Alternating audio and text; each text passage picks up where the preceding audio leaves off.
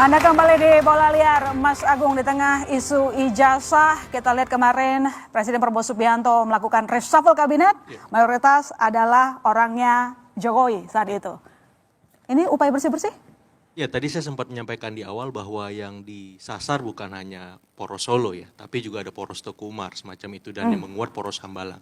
Nah, saya kira ini momen krusial juga untuk membuat keseimbangan politik itu terjadi dan isu soal matahari kembar yang kemarin sempat kita dengar sangat kuat, akhirnya teredam dengan sendirinya karena perlahan tapi pasti kekuatan atau matahari tunggal itu hanya terbit dari Hambalang seperti itu. Dan saya kira pesan itu harus disampaikan kuat kepada publik supaya desas-desus soal matahari kembar itu tidak lagi menguat. Karena ini bisa membahayakan legitimasi seorang presiden sebagai kepala pemerintahan, kepala negara dan panglima tertinggi. Karena kemarin kan sempat ada ekses dari demo besar yang meluas dari akhir Agustus sampai awal September. Nah, saya kira ini poin krusial. Nah, kalau ditanya apakah Prabowo Jokowi retak, saya kira ceritanya akan berikutnya. Kita akan lihat, kita akan uji bagaimana misalkan respon terhadap isu ijazah, pemakzulan, dan seterusnya. Karena saya yakin ini nggak akan berhenti di ijazah, pemakzulan saja.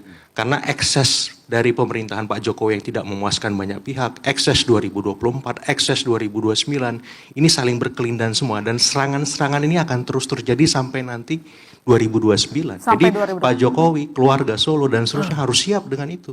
Karena residu ini memang sangat sangat besar. Mas Agung, isu keretakan ini semakin kuat ketika saat reshuffle itu Wapres Gibran tidak ada di tempat. Ya, saya kira kan ini hak prerogatif presiden ya. Kita akan melihat retaknya itu nanti ketika jelang 2029. Gibran diajak lagi nggak jadi wapresnya Pak Prabowo. Karena dalam sejarah Republik belum pernah ada wapres terpilih 2 kali untuk mendampingi seorang presiden. Nah, di situ kita akan lihat apakah Pak Prabowo akan mengajak Gibran atau bagaimana ketika tidak mengajak cara melepasnya. Nah, itu akan terlihat 2028 atau bahkan 2027 akhir semacam itu. Kalau sekarang saya kira ini hanya penyeimbangan poros-poros saja. Teguh Umar disesuaikan, Menko Polkam bukan dari Teguh Umar, kemudian Kepala LKPP bukan dari Teguh Umar. Ya, kemudian ada beberapa pos yang tetap di Teguh Umar. Misalkan Ibu Mega masih penasihat BRIN dan BPIP. Atau ada beberapa dua duta besar itu masih terafiliasi dengan Teguh Umar misalkan. Artinya apa? Penyesuaian saja. Bisa jadi ini bertambah. Misalkan ada poros yang nggak bisa kerja misalkan. Dalam tanda petik, Hambalang misalkan, kayak Mas Noel. Itu kan langsung dipecat sama presiden. Walaupun dia kader Gerindra, walaupun dia relawan presiden seperti itu. Termasuk juga Cikeas yang hari ini aman ya. Tapi kalau poros Cikeas nggak bisa kerja, banyak masalah, juga bisa di reshuffle. Artinya tidak ada yang imun poros-poros ini dari reshuffle ketika dia nggak bisa kerja seperti itu.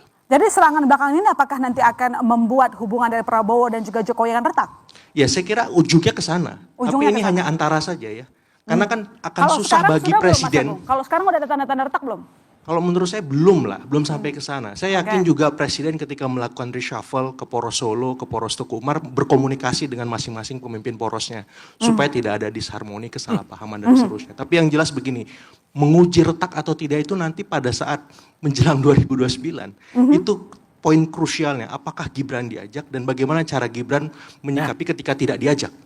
Dan ini proses ini, ya, ijazah, pemakzulan, ini kan bagian dari proses delegitimasi keluarga Solo, kemudian membuat ya Jokowi efek tidak berefek di 2029, ketika mengendorse misalkan partai PSI misalkan, atau mengendorse Gibran untuk maju 2029, endorse-nya semakin melemah, tidak sekuat seperti 2024 atau sebelum itu. Jadi saya kira upaya yang dilakukan teman-teman ini efektif, karena citra minor Presiden Jokowi ataupun endorse efek itu semakin berkurang dari waktu ke waktu. Apalagi nih kalau semakin gencar. Maaf, Mas Gibran jadi nggak menarik 2029 untuk diajak. Dengan banyaknya masalah dan serangan-serangan seperti itu. Seperti itu. Bang Andi, mendelegitimasi? Ya, ada beberapa poin yang saya setuju untuk itu ya. Tapi yang saya katakan adalah, kalau apakah hubungan Pak Prabowo dengan Pak Jokowi itu retak, saya rasa tidak retak. Memang itu adalah hak prerogatif beliau untuk mengganti pembantu-pembantu beliau ya.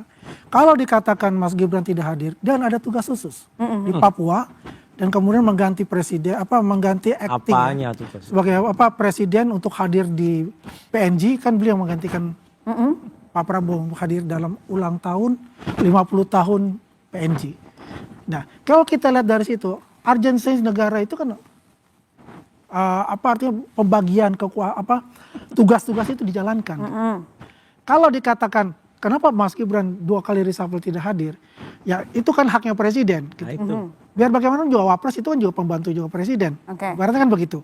Dan ini tugas mungkin tugas yang mendesak yang dia harus lakukan, harus penuhi sebagai kewajiban sebagai Wapres untuk menggantikan Pak Presiden di PNG maupun tugas-tugasnya di Papua. Kan beliau kan diserahkan untuk hal-hal yang mengenai di Papua, segala persoalan dan sebagainya itu kan diserahkan kepada Wapres ya sebagai penanggung jawab di situ gitu kan. Nah kalau kita lihat lagi bagaimana sih ntar ke depannya seperti apa ya. Ya kalau kita lihat ini fokus dari presiden, fokus dari wakil presiden ini bagaimana sih bisa mewujudkan yang asa citanya itu gitu. Ya kalau mungkin ada orang yang nyentuh-nyentuh ya itu ya riak-riaknya saja gitu. Ya dialektika yang dia bangun itu memang sih tujuan akhirnya bagaimana yang namanya pendukung Pak Jokowi ya yang dikatakan poros dari Solo itu ya bisa terdowngrade. Dan intinya ini kan momen jangka panjang ini sebetulnya. Sampai 2029. Tapi ingat ya, bad news is a good news. Ya, bad news is a good news. Dalam komunikasi juga pasti kan kata itu. Semakin dibicarakan, pasti itu akan naik terus. Akan diingat oleh masyarakat. Dan bagaimana sikap ya, bagaimana dia mencontoh seperti ayahnya Pak Jokowi yang turun ke bawah, itu kan melekat kepada hati masyarakat untuk itu. Mana Jadi kalau saya lihat adalah presiden dan wakil presiden sekarang ini berjalan sesuai dengan realitanya yang ada. Oke, Bang Ade, hari ini mantan Presiden Joko Widodo mengatakan bahwa akan mendukung Prabowo Gibran sampai 2029 nanti. Apakah ini adalah langkah perlawanan mendelegitimasi Gibran? Enggak, ini kan cuma sekedar dia ingin mengatakan kepada publik, enggak ada masalah kok antara saya dengan Prabowo. Dan sebetulnya kita juga harus ingat, siapa sih yang bikin narasi bahwa ada perpecahan antara Prabowo dan Jokowi, ada perpecahan antara Prabowo dan Gibran, itu menurut saya adalah konstruksi.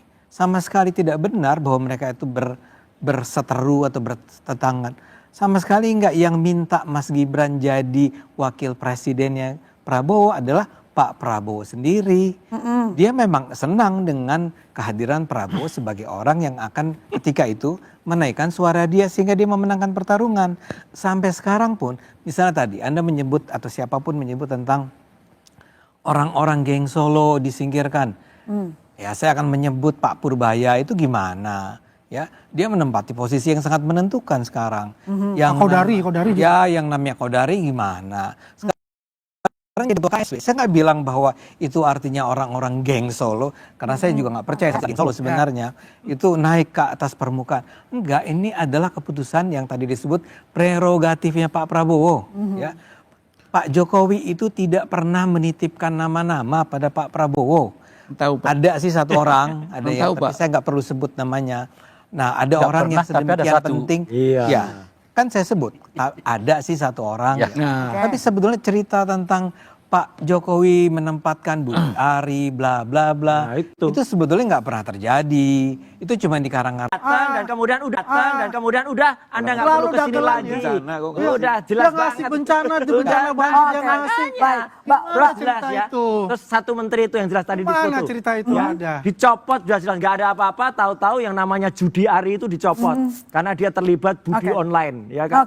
Itu Baik. jelas banget. Padahal kan dia tadinya mau bikin partai pro judi online, ya. Akhirnya partai pro judi online projol itu nggak jadi. Baik. Itu projol kalau jadi ya mengarang bebas. Yo, jangan Bang Rey, mengarang-ngarang bebas. keretakan hubungan Makanya dia Prabowo punya dengan Jokowi ini hanyalah sebuah konstruksi belaka. Konstruksi maksudnya gimana? Siapa yang konstruksi saya tanya, dia bilang nggak enak sama yang di depan. Kan dengan menyebut bahwa Pak Prabowo dengan Pak Gibran, Pak Jokowi, Pak Prabowo dengan Gibran itu Nah, nggak usah harmonis, pakai itu Pak. juga konstruksi. Iya, betul. Ya, jadi betul. menyebut mereka retak itu juga konstruksi. Betul. Oke. Sama-sama. Tapi menurut Anda lagi retak apa enggak? Oh, saya sejak Pak Prabowo menemui Ibu Mega pada malam Lebaran Idul Fitri yang kemarin, saya sudah mengatakan sinyal kuat bahwa terjadi keretakan. Cuma saat itu masih 10%. Nah sekarang jadi berapa? Sekarang sudah sampai ke angka 70%. Nanti terbelahnya 27-28 itu. Nah, Itu bukan lagi retak, terbelah. pakai. Kalau retak itu kan tetap menyatu. Ya, Ya kan? kelihatannya. Ya, ini retak nih, menyatu. Tapi kalau udah terbelah, terkeping-keping. Pecah ke sana, pecah ke sini. Kapan itu nanti 2008 menuju ke 2009. Apa Oke. bukti Sekarang- Prabowo dan Jokowi Nah. itu retak? Ini menarik nih. Nah, saya mau menjelaskan di situ. Lalu dipancing oleh Bung Ade. Satu adalah kunjungan Pak Prabowo sendiri kepada Ibu Mega.